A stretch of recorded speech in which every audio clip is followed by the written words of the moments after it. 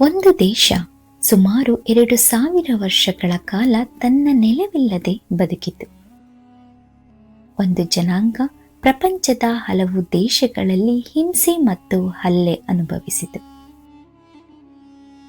ಆದರೆ ಒಂದು ದಿನ ಅದೇ ಹಿಂಸೆ ಹಲ್ಲೆಯನ್ನು ದಾಟಿ ಅವರು ತಮ್ಮ ಪುರಾತನ ತಾಯಿನಾಡಿಗೆ ಮರಳಿ ಹೊಸ ದೇಶವನ್ನ ನಿರ್ಮಿಸಿದರು. ಆ ದೇಶವೇ ಇಸ್ರೇಲ್.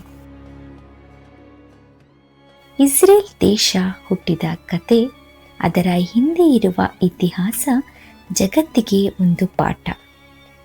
ಇದು ಕೇವಲ ರಾಜಕೀಯ ಕಥೆಯಲ್ಲ, ಇದು ಸಾವಿರಾರು ವರ್ಷಗಳ ಹೋರಾಟದ ಕತೆ.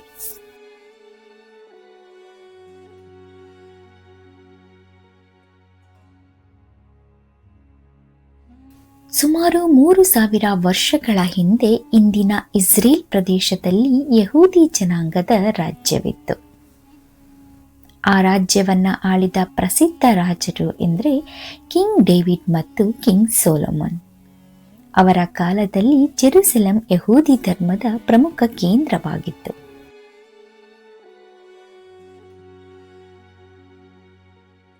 ಆದರೆ ಇತಿಹಾಸ ಯಾವಾಗಲೂ ಶಾಂತವಾಗಿರಲಿಲ್ಲ. ಕೆಲವು ಶತಮಾನಗಳ ನಂತರ ಶಕ್ತಿಶಾಲಿ ರೋಮನ್ ಎಂಪೈರ್ ಈ ಜೆರುಸಲೆಂ ಪ್ರದೇಶವನ್ನ ದಾಳಿ ಮಾಡಿ ತಮ್ಮ ವಶಕ್ಕೆ ತೆಗೆದುಕೊಂಡರು. ಕ್ರಿಸ್ತ ಶಕ 70ರಲ್ಲಿ ರೋಮನ್ನರು ಯಹೂದಿಗಳ ದೇವಸ್ಥಾನಗಳನ್ನು ಧ್ವಂಸ ಮಾಡಿದ್ರು ಮತ್ತು ಸಾವಿರಾರು ಯಹೂದಿಗಳನ್ನ ದೇಶದಿಂದ ಹೊರಹಾಕಿದ್ರು.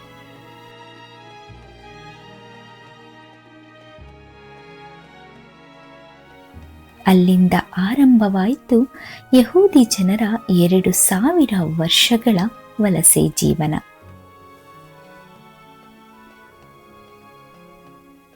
ದೇಶವಿಲ್ಲದೆ ಯಹೂದಿಗಳು ಯುರೋಪ್, ಏಷ್ಯಾ ಮತ್ತು ಆಫ್ರಿಕಾ ದೇಶಗಳಲ್ಲಿ ಬದುಕತೊಡಗಿದರು. ಆದರೆ ಎಲ್ಲಿ ಹೋದರೂ ಅವರಿಗೆ ಶಾಂತಿ ಮಾತ್ರ ಸಿಗಲಿಲ್ಲ. ಎಲ್ಲ ಕಡೆ ನಿರಾಕರಣೆ, ಶೋಷಣೆಗೆ ಒಳಪಟ್ಟರು. ಅನೇಕ ಬಾರಿ ಅವರ ಮೇಲೆ ಹಿಂಸೆ ಮತ್ತು ದಾಳಿಗಳು ನಡೆದವು. ಇದರ ಅತ್ಯಂತ ಭಯಾನಕ ಘಟನೆ 2ನೇ ಮಹಾಯುದ್ಧದ ಸಮಯದಲ್ಲಿ ನಡೆಯಿತು. ನಾಜಿ ನಾಯಕ ಅಡಾಲ್ಫ್ ಹಿಟ್ಲರ್ ಯಹೂದಿಗಳ ಮೇಲೆ ಭೀಕರ ಹತ್ಯಾಕಾಂಡವನ್ನ ನಡೆಸಿದನು.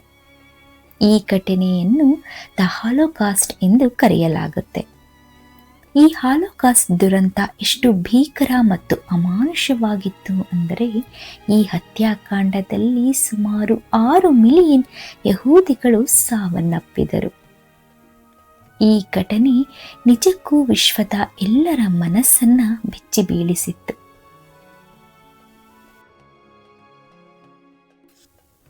ಈ ಎಲ್ಲ ಹಿಂಸೆ ನೋವಲ್ಲೂ ಯಹೂದಿ ನಾಯಕರು ತಮ್ಮ ಅಸ್ತಿತ್ವಕ್ಕಾಗಿ ಹೋರಾಟ ಮಾಡುತ್ತಲೇ ಬಂದರು. ನಮ್ಮ ನೆಲವೇ ನಮ್ಮ ಅಸ್ತಿತ್ವ ಹಾಗೂ ನಮಗೆ ನಮ್ಮದೇ ದೇಶ ಬೇಕು ಎಂಬ ಒಂದು ದೊಡ್ಡ ಕನಸು ಕಂಡರು. ಈ ಚಳುವಳಿಯನ್ನ ಜಿಯೋನಿಸಂ ಎಂದು ಕರೆಯಲಾಗುತ್ತದೆ. ಅವರ ಉದ್ದೇಶ ಸ್ಪಷ್ಟವಾಗಿತ್ತು. ಯಹೂದಿಗಳು ಪುರಾತನ ಜನ್ಮಭೂಮಿ ಪ್ರದೇಶ, ಆಗ ಆಟೋಮನ್ ಎಂಪೈರ್ ಆಳ್ವಿಕೆಗೆ ಒಳಪಟ್ಟು ಅರಬ್ಬರ ಪ್ಯಾಲೆಸ್ತೈನ್ ಆಗಿದ್ದ ಪ್ರದೇಶದಲ್ಲಿ ಮತ್ತೆ ಒಂದು ದೇಶವನ್ನ ನಿರ್ಮಿಸುವುದು. ಆದರೆ ಅದು ಅಷ್ಟು ಸುಲಭವಾಗಿರಲಿಲ್ಲ. ಅಲ್ಲಿನ ಪ್ಯಾಲೆಸ್ತೈನ್ ಇದಕ್ಕೆ ವಿರೋಧವಾಗಿತ್ತು. ಅಲ್ಲಿಂದ ಶುರುವಾಗಿದ್ದು ಇಸ್ರೇಲ್ ಹಾಗೂ ಪ್ಯಾಲೆಸ್ತೈನ್ನ 100 ವರ್ಷದ ಸಂಘರ್ಷದ ಕತೆ. ಒಂದು ನೆಲ, 2 ಜನಾಂಗಗಳು ಅದನ್ನು ತಮ್ಮದೆಂದು ಹೇಳಿಕೊಳ್ಳುತ್ತಿವೆ. ಒಂದೇ ನೆಲ ಶತಮಾನಗಳಿಂದ ರಕ್ತ ಮತ್ತು ಯುದ್ಧ ನೋಡುತ್ತಿದೆ.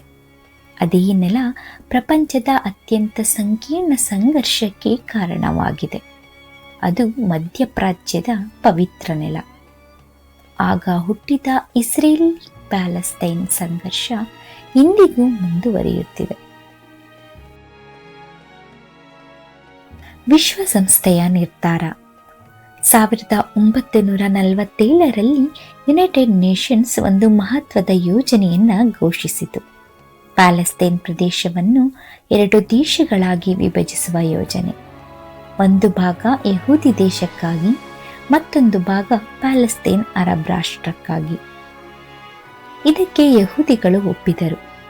ಆದರೆ ಪ್ಯಾಲೆಸ್ತೇನ್ ಹಾಗೂ ಅನೇಕ ಅರಬ್ ರಾಷ್ಟ್ರಗಳು ಇದನ್ನು ವಿರೋಧಿಸಿದರು. ಈ ವಿರೋಧದ ನಡುವೆಯೂ ಇಸ್ರೇಲ್ ದೇಶದ ಹುಟ್ಟು 1948 ಮೇ 14 ಯಹೂದಿ ನಾಯಕ ಡೇವಿಡ್ ಬೆನ್ ಗುರಿಯನ್ ಹೊಸ ದೇಶವನ್ನು ಘೋಷಿಸಿದರು. ಅದು ಇಸ್ರೇಲ್.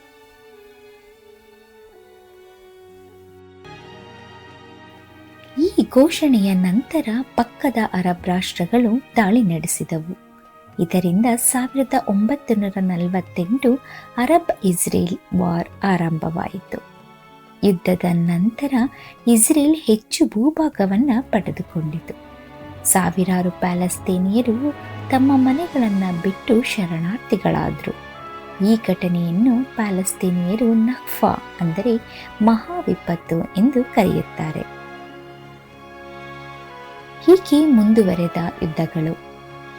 ಮುಂದಿನ ವರ್ಷಗಳಲ್ಲಿ ಈ ಪ್ರದೇಶ ಮತ್ತೆ ಮತ್ತೆ ಯುದ್ಧ ಕಂಡಿತು. 1967ರಲ್ಲಿ 6 ಡೇ ವಾರ್ ಎಂಬ ಪ್ರಮುಖ ಯುದ್ಧ ನಡೆಯಿತು.